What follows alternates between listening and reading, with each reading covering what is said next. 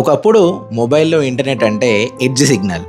Screen మీద చిన్న ఈ కనిపిస్తే చాలు, ఆ ఆనందం చెప్పలేంది. ఒక వెబ్సైట్ ఓపెన్ అవ్వడానికి నిమిషాలు పట్టే రోజులవి.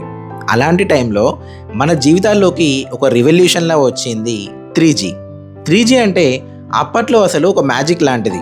సాధారణంగా 1 Mbps నుంచి 2 Mbps స్పీడ్ వచ్చేది, కానీ కొన్ని ప్లేసుల్లో ఇంకా ఎక్కువ కూడా వచ్చేది. నైట్ టైమ్స్లో కొన్ని స్పెషల్ స్పాట్స్లో 3 Mbps నుంచి 7 Mbps వరకు వచ్చేది. ఇండియాలో 3G సర్వీసులను ప్రజలకు దగ్గర చేసిన కంపెనీల్లో BSNL ఒకటి. అది కూడా సింపుల్గా కాదు, ఒక చిన్నపాటి ప్రాసెస్ ఉండేది.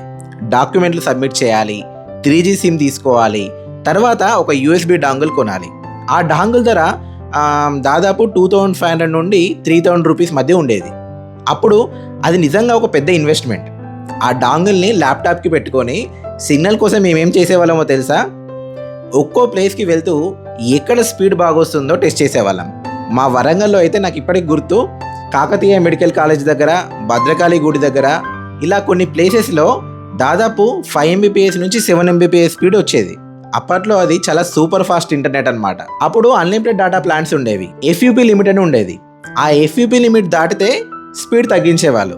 అయినా కూడా గేమ్స్ డౌన్లోడ్ చేయడం, మూవీస్ డౌన్లోడ్ చేయడం, రాత్రంతా డౌన్లోడ్ పెట్టి ఉదయం లేసి చెక్ చేసే ఆ ఫీలింగ్ ఎప్పటికీ మర్చిపోలేంది. తర్వాత టాటా డొకోమో, రిలయన్స్, ఎయిర్టెల్ లాంటి ఎన్నో సర్వీసెస్ మార్కెట్లోకి అందుబాటులోకి వచ్చాయి. 3G అప్పుడు కేవలం టెక్నాలజీ కాదు, మనకు ఇంటర్నెట్ని నిజంగా దగ్గర చేసిన ఒక ఎమోషన్. తర్వాత బ్రాడ్బ్యాండ్ వచ్చి 1 Mbps నుంచి 10 Mbpsకి, 50, 100 Mbps వరకు పెరుగుతూ వచ్చింది. ఇప్పుడైతే కొన్ని సిటీస్లో 1 Gbps కూడా చాలా నార్మల్ అయిపోయింది. కానీ ఆ రోజుల్లో 1 Mbps, 2 Mbps స్పీడ్ ఇచ్చిన ఆనందం ఇప్పటి హై స్పీడ్లో కూడా దొరకదు. ఎందుకంటే అది కేవలం ఇంటర్నెట్ స్పీడ్ కాదు, మన జీవితంలోని ఒక గోల్డెన్ మెమరీ. 3Gతో మీకున్న గోల్డెన్ మెమరీస్ ఏంటి? కామెంట్ చేయండి.